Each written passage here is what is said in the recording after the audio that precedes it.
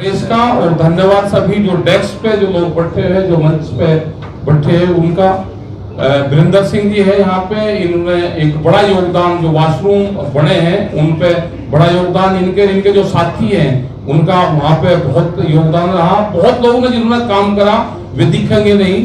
सिरसा जी हैं, सिरसा जी वे हैं जब सिरसा के अंदर पुलिस से झगड़ा हुआ और उस टाइम पे अकेले ये शख्स ने कहा कि मैं अनशन करूंगा, और उनके जो मुकदमे थे वहाँ की गवर्नमेंट को, वहाँ के अधिकारी को झुकना पड़ा।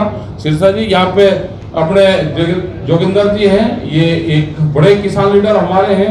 यहाँ पे राजेंद्र जी हैं, इनका भी बड़ा योगदान इस आंदोलन में है। और पहलवान साहब आपके पंजाब से हैं, ये ऑल इंडिया जाट महासभा में जो है उसके यहाँ के पंजाब के अध्यक्ष हैं, ये भी अपना समर्थन देने यहाँ पे आए हैं।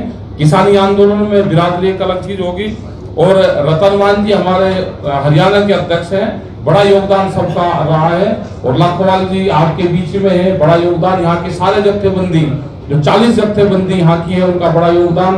सारे हमारे पदाधिकारी कुलदीप जी, और जो हमारे जिन्होंने जमीन दी किसान भवन के लिए, चंडीगढ़ जैसे जगह में अपनी जमीन दे के किसान भवन बनवाने वाला, आने वाले टाइम पे वही किसान भवन यहाँ पे बनेगा और एक बेहतरीन किसानों की सुविधाएं वहाँ पे रहेगी। उस हिसाब से यहाँ चंडीगढ़ में एक किसान भवन बनना, उन्हें अपनी जीरकपुर में, जीरकपुर चंडीगढ़ तो एक ही है भाई। धन्यवाद है आपका सबका, आपने जमीन दी। और अभी सभी प्रेस के लोगों का भी धन्यवाद कि आप आए, हमको यहाँ पे बुलवाया।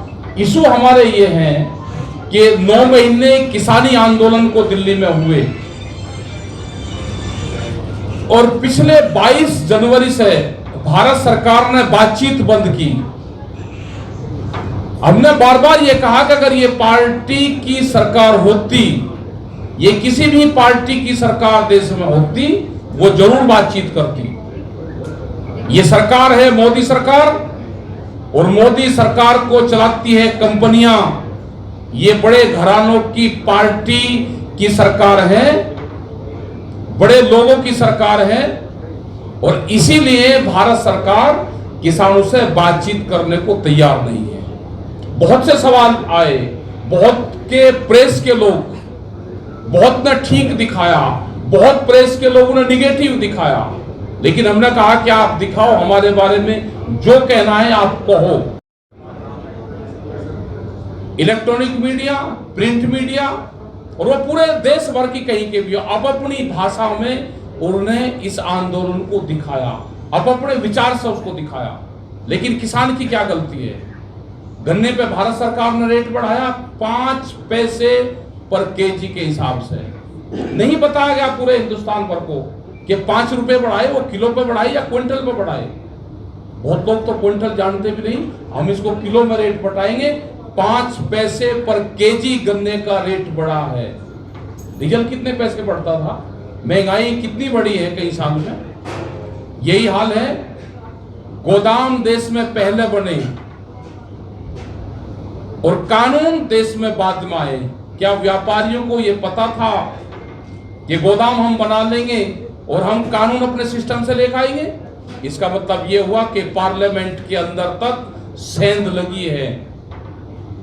क्या अपने घोषणा पत्र में इस मोदी सरकार ने यह बताया था जब मैनिफेस्टो आया कि हम रेलवे को बेचने का काम करेंगे? वो घोषणा पत्र दिखाओ। क्या यह कहा था कि हम स्टेडियम बेचने का काम करेंगे? वो दिखाओ। क्या यह कहा था कि लाल किले को हम बेचने का काम करेंगे? वो दिखाओ। ये कहते हैं कि नहीं बेचे नहीं, हमने तो लीज पे दिया है। लीज पे तो कनॉट प्लेस भी गया है। कनॉट प्लेस गांव के लोगों की जमीन पर पड़ा, उनकी दुकानें वहां पे हैं, आज भी वो गांव वालों की दुकानें हैं। क्या लीज पे गई हुई चीज कोई छूट सकती है? 8 महीने में कोई किराएदार मकान माजा वो नहीं छोड़ता। क्या जो बच्चों के स्टेडियम है उनको बेचने का प्रक्रिया चल रही? 3 कानून से अलग भी ये आंदोलन देश बचाने का आंदोलन है। यह आंदोलन ये नहीं कि अगर पंजाब के लोग आगे, अगर सरदार और सिख समाज के लोग आगे तो आप उनको खालिस्तानी कहोगे? अगर मुस्लिम समाज के लोग आगे तो उनको पाकिस्तानी कहोगे? अगर पश्चिम उत्तर प्रदेश हरियाणा के लोग आगे तो उसको आप जाटलैंड के लोग बताओगे? तो ये तो देश में चलने वाला है नहीं। जो तरह तरह की ये सरकारें तोड़ने का काम करती है, इसको देश को बेचने का काम कर रही है, ये लड़ाई उस नौजवान की भी है जो प्रधानमंत्री ने कहा कि हम हर साल 2 करोड़ नौकरियां देंगे। वे 14 करोड़ नौकरियों का सवाल है। ये उनका भी है कि जो रेलवे को बेचा जा रहा है, आधी नफरी उससे खत्म करी जाएगी। रेलवे के रूट इसलिए बंद है कि रेलवे के रूट बिकने के लिए तय हो रहे हैं, और जोन जोन से भी रूट और रेल बिकती रहेगी, कंपनी को जाती रहेगी, उस रोड को खोलते रहेंगे। स्पेशल ट्रेन के नाम पे बिकती रहेगी, कंपनी को जाती रहेगी, उस रोड को खोलते रहेंगे। स्पेशल ट्रेन के नाम पे 55 गुना रेट। ये तो गरीब की रेल थी। भारत पेट्रोलियम वो बेच दिया। विशाखापट्टनम में एक विशाखापट्टनम स्टील प्लांट जो 6 गांव के लोगों ने 22,000 एकड़ जमीन free of cost the. Free of cost 22,000 एकड़ जमीन। उस प्लांट की कीमत आज 3.5 से 4 लाख करोड़ रुपया है, और उसको 14,000 करोड़ रुपए में बेचा जा रहा है। अडानी का जाएगा। क्या पूरा देश को अडानी के गिरवी रख दिया गया? ये लड़ाई वैचारिक क्रांति है। 3 कानून तो सरकारों को वापसी लेने पड़ेंगे। एमएसपी पे गारंटी कानून बनाना पड़ेगा।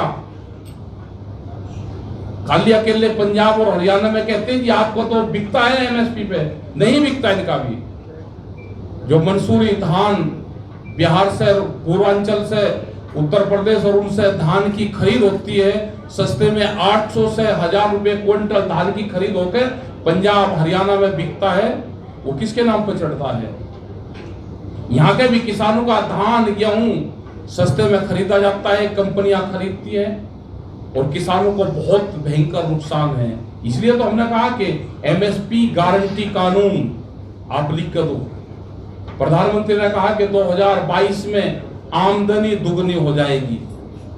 हम भी प्रचार करेंगे, हम भी प्रधानमंत्री का प्रचार करेंगे। आमदनी 2022 में दुगनी होगी। हम अपनी फसलों को दुगने रेट पे 1 जनवरी से बेचेंगे, उसका इंतजाम सरकारें कर लेना। हम भी प्रचार करेंगे प्रधानमंत्री का। दुगनी आमदनी हो जाएगी। 3 महीने की बात है रही। उत्तर प्रदेश में, उत्तराखंड में, पंजाब में, यहाँ पे प्रधानमंत्री ने कहा, देश के प्रधानमंत्री ने। या तो इनके लोग ये बताएंगे कि प्रधानमंत्री झूठ बोल रहा है। तो ये हालात है आज देश की। कैमरा और कलम पे बंदूक का पहरा है। कैसे प्रेस के लोग अपने आप को, संस्थाओं को बचा के खबरें छापते हैं। मतलब बंदूकों के साए में जीने को मजबूर हो गया। ये खालिस्तानी कहते हैं, हम कहते हैं ये सरकारी तालिबानियों की सरकार है। सरकारी तालिबान है ये। जिस तरह से ये बंदूक की ताकत पे देश पे कब्जा करना चाहते हैं, पूरे संसाधनों पे, देश की सब एजेंसियों पे कब्जे हो गए। तो अब यूथ को जागने की जरूरत है, किसान को जागने की जरूरत है, जागने की जरूरत है। जो